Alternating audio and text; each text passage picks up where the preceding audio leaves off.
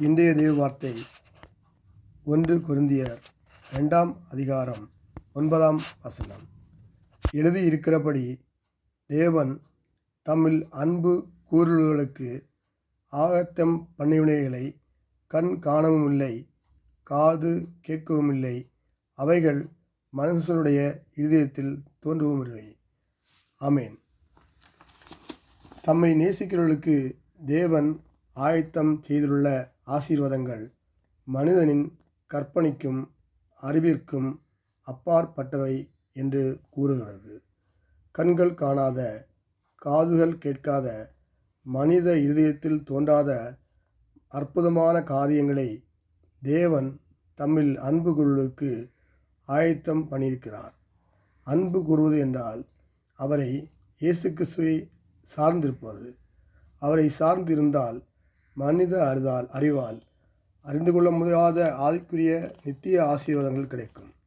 இந்த ஆசீர்வாதங்களை தேவன் ஆவியானவர் மூலமாக நமக்கு தருவார்.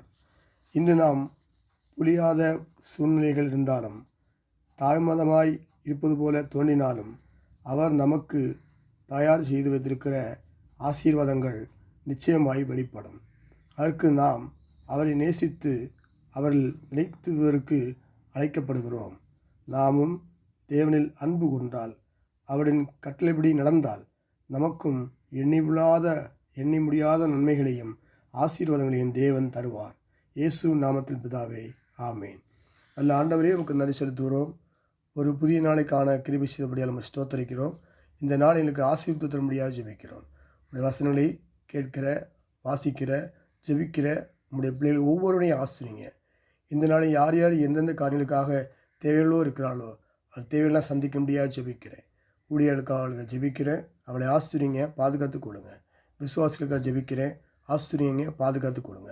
ஆண்டவர் இந்த நாளையும் யார் யார் நல்ல வேலைன்னு சொல்லி நினைக்கிறார்களோ நல்ல வேலையை தரும்படியாக ஜெபிக்கிறேன்.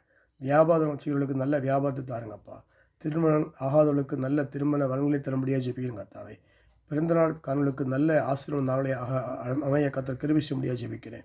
இந்த நாள் முழுவதும் எல்லா மக்களையும் ஆசீர்வித்து பாதுகாத்து வழிநடத்துங்க. தேவையெல்லாம் சந்திங்க. இரத்த கொடைகளை முடிவு பாதுகாத்து கொடுங்க. இயேசு நாமத்து பிதாவே.